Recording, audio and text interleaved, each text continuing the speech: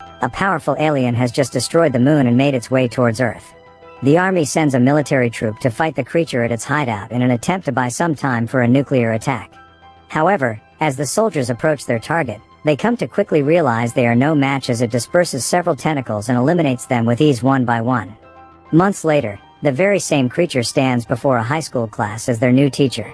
All of the students then begin shooting at the thing with pellet guns to try to kill him. But to understand how we got here, we have to go back to the start of the school year. The principal of Kunigaki Junior High welcomes the students, who are separated into two classes. Class 3E consists of the lowest performing students in the entire school. Class A, on the other hand, consists of the elite clever students. The principal mocks Class 3E and the other students begin to laugh at them.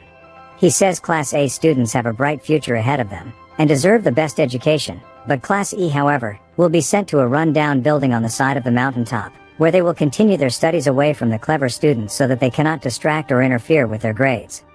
When the students arrive in class for their first day, they are surprised to find that their teacher is the very same alien who destroyed the moon and intends to do the same to Earth by March next year. Kurasama, a well-respected general and combatant of Japan's Ministry of Defense, informs the students that the alien requested that the government allow it to become the form teacher of Class E. They have no idea why he requested to teach that class. However, as part of the agreement, he will allow all attacks on his life by only the students without retaliation. So Kurasama tells the class that it's their mission to eliminate the creature by graduation as the fate of the world relies on them. However, the monster is extremely fast, reaching Mach 20 speed at 23,000 kilometers per hour at maximum. Kurasama presents the class with weapons, knives and pellets made of a special material, the only material that can harm the alien but is harmless to humans. As a demonstration, the alien shoots off one of his tentacles, much to the horror of the students. But after a few seconds, he regenerates his tentacle, showing the class that they'd have to be quick and efficient if they want to kill him. Kurasama reassures the class that they are safe, as the agreement the alien made with the government was that would never hurt any of the students. In fact, he would make sure that they're out of harm's way. To motivate the students even further, Kurasama informs them that there's a bounty on the alien's head. Whichever of the students can kill the creature will be rewarded $75 million. Kurasama then becomes the class's assistant teacher, so that he can watch over and report to the Ministry of Defense on the students' progress and also train them to become elite assassins.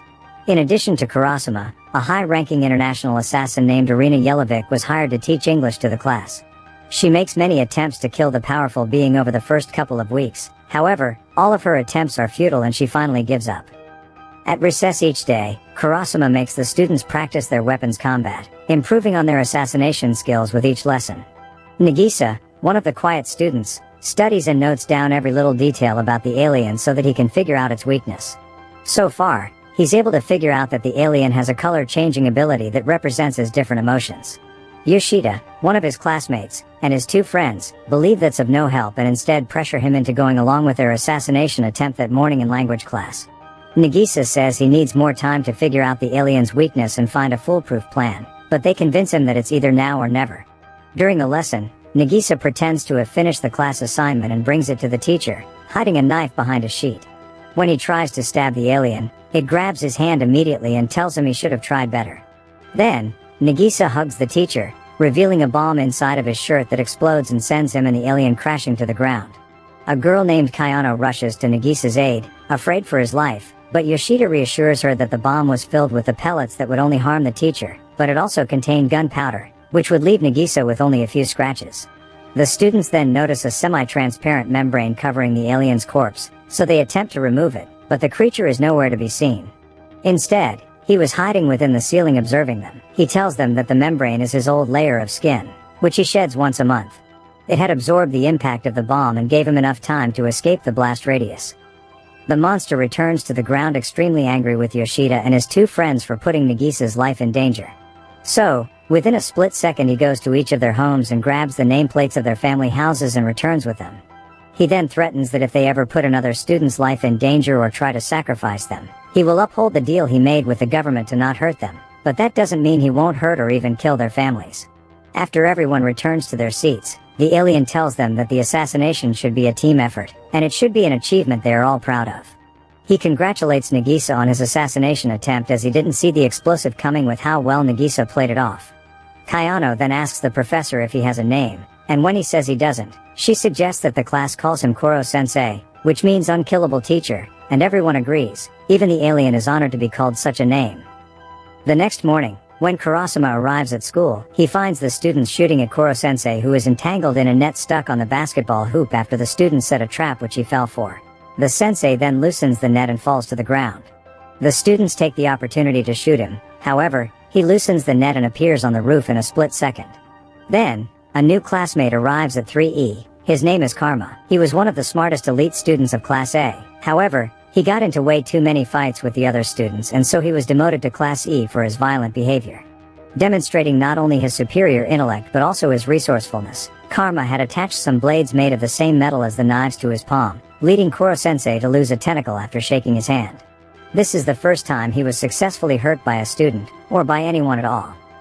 When everyone returns to class, Koro-sensei finds a dead octopus on his desk with a knife right through it. Karma apologizes, stating that he mistaked the octopus for his teacher. Koro-sensei appears angry, and says to the boy that he'll show him the power of those tentacles. So, in the blink of an eye, he cooks up some delicious grilled octopus dumplings and feeds them to Karma. He even dresses him in a pretty apron and hairnet so he can help out with the cooking. Later that day, Karma sits at the cliffside and recalls one of the times he got into a fight with some other students. His teacher later tells him that no matter how many fights he gets into, he'll always have his back. Nagisa then comes over to talk. Karma asks if Koro-sensei is a good teacher, and Nagisa replies that he is a great teacher, and also very encouraging, but they have orders to kill him. Koro-sensei then appears beside the two and tells them that they should be practicing their combat in preparation to assassinate him. Karma then asks Koro-sensei if he's willing to risk his life to protect his students no matter the costs, and he says yes. So Karma decides to jump off the cliff while taking aim and facing the ledge. He knows that Koro-sensei would have to slow down in order to catch him and save his life, since Mach 20 speed would kill Karma. This would allow a window of opportunity for him to shoot and kill his teacher. While falling, Karma recalls an incident in which he beat up 3 elite students for bullying a Class E boy. Later that day, his teacher, who is also the principal of the school, had reprimanded him for attacking elite students in defense of a Class E boy. This upset him to the point that he felt betrayed by his teacher. Koro-sensei runs down the cliff and constructs a soft landing pad for Karma, made of his tentacles. This way he'd be completely unharmed. Karma is upset that he couldn't kill his teacher, but, at the same time, he respects him for keeping his word. It's been over 2 months now since the alien destroyed the moon and took up residence in Japan. Kurosama meets with his superior, the president of the Ministry of Defense, for another briefing. The president tells him that since the alien came to Earth, Japan has been the victim of many nuclear attacks from all over the world, which could have wiped out the entire country by now had the alien not protected them. The president has faith in Kurosama completing the mission and successfully assassinating the alien, but, to speed things up, he decides to send a new transfer student to enroll in Class E. We come to find out that this new student is actually an artificially intelligent artillery machine. Exploiting a loophole in the agreement, the government decided to give this AI military weapon the form of a female student so Koro-sensei couldn't harm the machine now that it's enrolled in class. It immediately gets to work the next morning, targeting the teacher and firing upon him with multiple heavy artillery machine gun rounds, yet still, he is too fast and powerful to be shot. The machine keeps making assassination attempts, much to the dismay of all the students, since she keeps disrupting the class and they are left to clean up all the bullets when she is done firing. She also possesses the ability to evolve, so with each attack she analyzes Koro-sensei and gets a growing fraction of a percentage closer to assassinating him. She calculates that she'll have a 90% chance of killing him by graduation. However, the other students don't care since they're fed up with her, so they chain her up and leave her in the corner of the class. That night, Koro-sensei comes to the machine and tells her that the reason the other students rejected her is because she doesn't act like a student. She needs to learn to work with them as a team. So he brings her stacks of papers with tons of data on all of the class's students, for her to analyze and use to evolve so she can get along with the students by becoming more human. The next morning when the other students arrive at school, they receive a notification on their phones. They open it to find a greeting from the AI girl who now has a more human personality. She informs them that she has made an app to connect and interact with each of them, and that she will strive to learn to work as a team. Now that the class accepts her as a student and one of their friends, they decide to give her a name, Ritsu. After Koro-sensei enters the room, a platinum blonde-haired young boy breaks through the ceiling and lands on the floor. Ritsu tells the class that she trained with this boy at the assassin school, and his name is Atona. He's followed shortly behind by a man clad in white sheets from head to toe, who identifies himself as Shiro, and he's Atona's guardian. Atona then tells the class that he's the strongest there is, and he's even stronger than Koro-sensei. Atona then challenges the sensei to a duel, and he accepts. Shiro takes the position of the referee, and says that the first to leave the ring of desks loses the battle. As soon as the fight begins, Atona rips off one of the sensei's tentacles and everyone is surprised to see him reveal that he has tentacles himself. After seeing them, the sensei has a flashback of his past where he was imprisoned and studied in a lab. His face turns blood red and he is filled with rage, demanding to know where Atona got those tentacles. Atona attacks once again, and Koro-sensei sheds his skin as a defense, which concerns Nagisa as he fears the sensei may be in trouble since he sacrificed the ace up his sleeve this early in the fight. Losing his tentacles during the fight, and having to regenerate them slows down Koro-sensei's speed so he can't dodge Atona's attacks anymore, and he takes a beating. Nagisa believes this may be the chance to save the world, and he stares at his knife, but he hesitates, not wanting to kill the sensei. Koro-sensei compliments Atona on his skill, and says he hasn't faced an enemy this powerful before, but he doesn't go down so easily. The next second, Atona's tentacles are on the floor, and the knife is gone from Nagisa's hand. Atona's speed and power disappears along with the removal of his tentacles. After cutting them off, Koro-sensei wraps Atona in his shedded skin and launches him out of the window and wins the fight. Atona is unharmed since the membrane protected him. Shiro carries the beaten Atona away, and swears to Koro-sensei that he will be back soon, and he will defeat him. When school finishes for the day, Nagisa approaches Sensei and asks why he chose to become the teacher of Class E. Koro-sensei reveals that he did it to fulfill a promise he made to someone. However, he won't reveal who that person is or the promise he made until the class improves in their assassination attempts and learns to work as a team. Kurasama receives a call that night from his superior, who informs him that a new coach will be coming to help speed up the assassination training of the students since they aren't seeing any results. Then, Koro-sensei appears in Kurasama's office and the two have an argument which leads to Kurasama pondering over whether Koro-sensei ever had a love life in his past. The sensei then recalls the night he lost the love of his life after an accident. The next morning, Coach Akira arrives in the courtyard and announces that he's Class E's new coach, but before training can commence, he treats all the students to some fast food and tries to bond with them. The students are really fond of their new coach. That night, Arina informs Kurasama that she did some digging on Akira, and found out that he joined the Ministry of Defense around the same time Kurasama did, and he's always been jealous of him. His coaching methods are also very controversial, as he initially tries to get close and friendly with the students before eventually becoming abusive and violent when they aren't able to meet his standards. The next morning, Akira makes the class run 20 laps and a girl named Kanzaki starts to feel sick and falls, so Akira asks if she is okay. She says the training is too intense for her and she prefers Mr. Kurasama's lesson. Then he slaps her and all the students gather and ask the teacher to release their classmate, but the man is determined to teach her a lesson. However, before he could land the second blow, Kurasama appears and grabs his wrist, and he orders that the violent psycho leave his students alone. Akira claims that Kurasama's training methods are not effective, and students like those of Class E need discipline to become successful adults. To prove his point, he offers a deal. He asks Kurasama to choose his best student from the class to try to attack him with a knife. Akira says that even if the blade just touches him, he will count it as a loss, and if he loses he will leave and never return to train the Class E students. However, if he stops the attack and beats the student, then Kurasama must leave. Kurasama chooses Nagisa as his assassin, and tells him that he shouldn't think of it as a show of combat. That is what Akira is expecting as that's what he likes to do. Instead he should look at it as an assassination, efficient and precise. So Nagisa walks up to Akira with a knife. Akira laughs at him, but then Nagisa smiles back at him, which messes with him psychologically. Then, Nagisa falls forward with the blade and gets a clear contact on Akira's neck. Akira wakes up angry and demands a rematch, refusing to take the loss, but Nagisa tells him to just leave, as they are grateful for what he taught them, but nobody wants him to teach them anymore. So Akira leaves and the class celebrates with Nagisa, who is turning out to be the greatest assassin of Class E so far. The next day it's raining heavily, and Koro-sensei is late to class. When he finally shows up, his face is bloated and discolored. He also quickly tries to stop all the leaks in the building in fear that the water may pool up. Nagisa notes down water as one of the alien's potential weaknesses.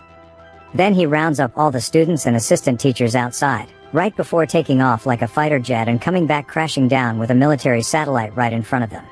He tells them that he's too powerful so he would give them a fighting chance.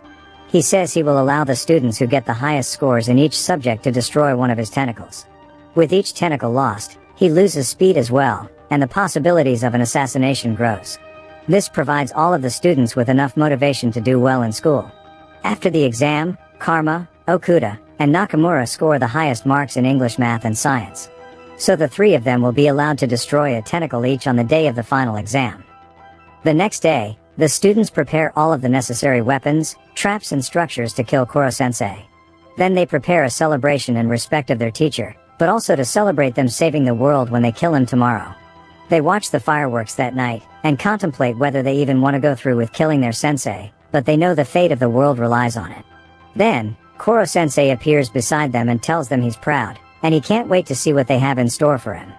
He tells them to do their best and they will succeed. The students realize that's exactly what their previous year's teacher, Miss Yukimura, used to say before she eventually left the school. Here, it is revealed in a flashback that Yukimura was actually Koro-sensei's love. She used to work at the lab in which he was experimented on, and she fell in love with him, but she died that day when he escaped. But before she could go, she made him promise to watch over and help the students of Class E. The big day finally arrives. The students prepare for the assassination and ready their weapons. Koro-sensei is tied up to the satellite and Nagisa reveals their plan. They are going to shoot off 3 of his tentacles, after which they will release him into a pool of water below. Koro-sensei is impressed that Nagisa discovered water is one of his weaknesses. The students shoot off the octopus alien's tentacles and gallons of water are dumped onto him. Right before they release him into the pool, 2 students shoot pellets at his head, but he causes an explosion and everybody is confused to see he has disappeared. When they eventually find him, his body is gone except for his shrunken head, which is encased in a protective layer of high-density crystallized energy that water or the pellets cannot penetrate, nor could a nuclear bomb even leave a scratch on it. However, the shield will break after 24 hours. So the students decide to bury him in a pool filled with all the pellets so that once he is free he will be killed. But he tells them he'll just cause another explosion when the shield dissipates, which will blast away everything near him and he'll make it out alive. Suddenly, half the students slip out of consciousness and collapse with a very high fever. Then, Akiro and his gang show up and he tells them he put a virus in some of the students' drinks before he left. Once they are infected they will die within 3 days unless they take the antidote, which only he has. In return for the antidote, he wants Koro-sensei so that he can kill him and claim the $75 million and regain his honor, as he reveals he's become a laughingstock at the Ministry of Defense after Nagisa beat him.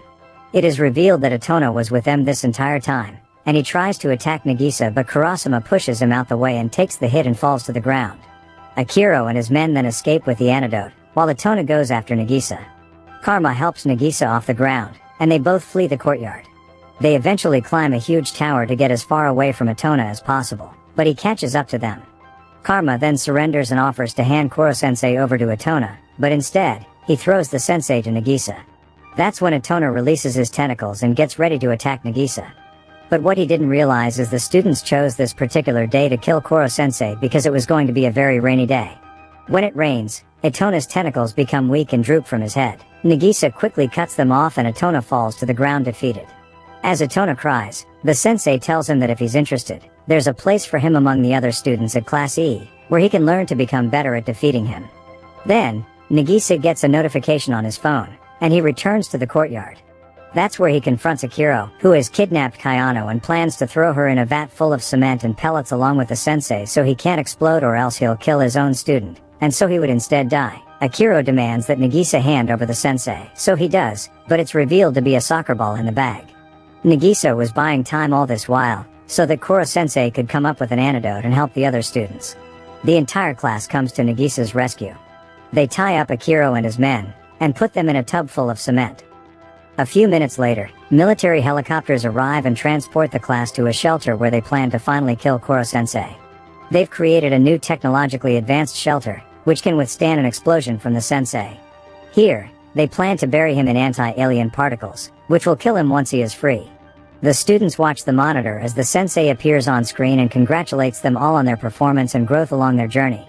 He ends off by thanking them for allowing him the opportunity to be their teacher. The entire sphere is then covered in the particles, and the countdown to the explosion begins. When the explosion finally happens, the shelter remains intact and Koro-sensei is nowhere to be seen. They finally receive confirmation that he is dead, and the soldiers rejoice as all the students cry. While Nagisa is crying, Koro-sensei hands him a tissue and Nagisa turns around to see the sensei also crying at the emotional scene. Upon seeing him, all the soldiers run away in fear, But the students hug the sensei and celebrate. Even Kurasama is happy the sensei is still alive. The students then return to their normal morning school routine, which includes firing at the octopus alien's head while he makes sure all the students are bringing their best.